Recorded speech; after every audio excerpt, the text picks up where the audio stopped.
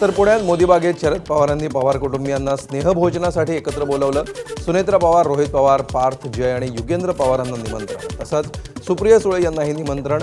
राजकीय आणि अराजकीय क्षेत्रातील सर्व पवार कुटुंबियांना स्नेहभोजनाचं निमंत्रण। पूर्वनियोजित कार्यक्रमामुळे सुनेत्रा पवार पुण्यात स्नेहभोजनाच्या कार्यक्रमाला उपस्थित राहणार नसल्याची शक्यता। आज संपूर्ण पवार कुटुंब स्नेहभोजनासाठी पुण्यातल्या शरद पवारांच्या मोदीबागेत उपस्थित राहणार। काल रात्री सुप्रिया सुळेंनी घेतली सुनेत्रा पवारांची भेट। 1 मे महाराष्ट्र दिनी उपमुख्यमंत्री सुनेत्रा पवार ध्वजारोहण सोहळ्यासाठी बीडला उपस्थित राहणार। सुनेत्रा पवार पुण्यासह बीड जिल्ह्याच्या पालकमंत्री। विधानसभा निवडणुकीमुळे पुणे जिल्ह्यामध्ये आचारसंहिता असल्यामुळे सुनेत्रा पवार बीडमध्ये ध्वजारोहण करणार। काँग्रेस प्रदेशाध्यक्ष हर्षवर्धन सपकाळ यांचा आज दिल्ली दौरा। पक्षाच्या वरिष्ठ नेत्यांसोबत आज बैठक। सायंकाळी 6:30 वाजता काँग्रेस मुख्यालयामध्ये संघटन सृजन अनुषंगानं होणार बैठक। काही नेत्यांच्या नियुक्त्यांवर बैठकीत शिक्कामोर्तब होण्याची शक्यता। आमदार रोहित पवारांची सीआयडी ऑफिसला भेट। अजित पवार यांच्या विमान अपघाताची माहिती आणि पुरावे देण्यासाठी रोहित पवारांची सीआयडी ऑफिसला भेट। अजित पवारांच्या विमान अपघाताच्या घटनेला अधिकारी गांभीर्यानं घेत नाहीत। पुरावे देण्यासाठी पुण्यातील सीआयडी कार्यालयात आलो, पण अधिकारीच उपस्थित नाहीत। कर्नाटकमधील एफआयआरचा तपास करणार नाही तर चौकशी करणार असल्याचं सीआयडीनं सांगितल्याचा रोहित पवारांचा दावा। जानेवारी 2026 दादांचा ॲक्सिडेंट 28 ला झाला। त्या दिवसापासून आत्तापर्यंत म्हणजे जानेवारी, फेब्रुवारी, मार्च 145 कोटी रुपये हे VSRला त्यांच्या अकाउंटला दिले। त्यानंतर जानेवारीचं बघितलं, 27 जानेवारीला 15 कोटी दिले एक दिवस आधी। 28 जानेवारी म्हणजे अजितदादांचा ॲक्सिडेंट सकाळी झाला, अख्खा महाराष्ट्र भावनिक झाला होता, तेव्हा या VK सिंगला कदाचित बक्षीस म्हणून म्हणजे ॲक्सिडेंट केला म्हणून बक्षीस म्हणून 2,81,00,000 रुपये दिले, 9 कोटी। त्यानंतर 29 जानेवारीला 16 कोटी दिले म्हणजे दुसऱ्या दिवशी।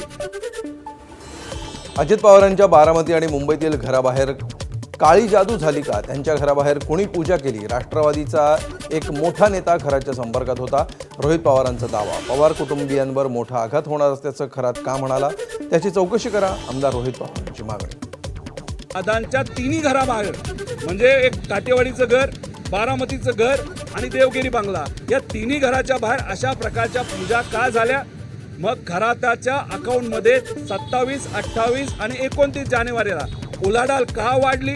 आणि मग त्याच्याच बरोबर एक कुणीतरी व्यक्ती, शेतकरी जेव्हा घराताला 27 का 26 जानेवारीला भेटला होता, तेव्हा पवार परिवाराच्या प्रेमापोटी त्या शेतकऱ्याला पवार परिवाराबद्दल सगळं नीट होईल का असं विचारल्यानंतर घरात आली त्या एका साध्या शेतकऱ्याला, ते सुद्धा द्राक्षाच्या शेतकऱ्याला असं सांगितलं, असं आम्हाला कळालंय की पुढच्या काही दिवसामध्ये पवार परिवारावर फार मोठा आघात नाही तर अडचण होऊ शकते।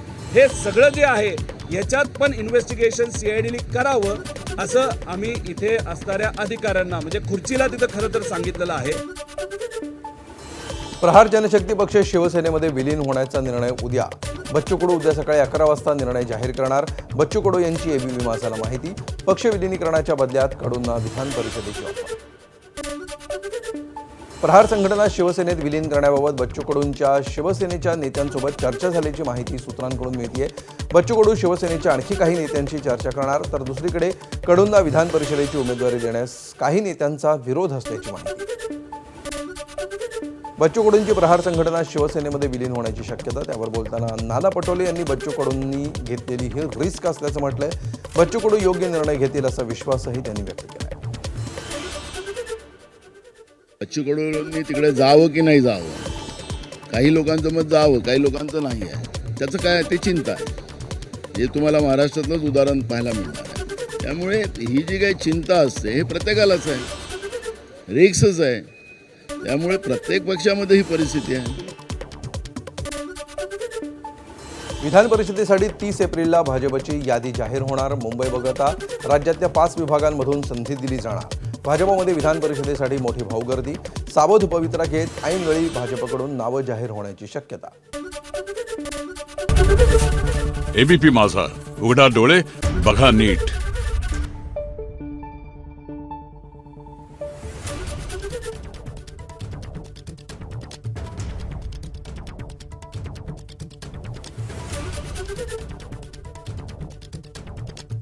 आहे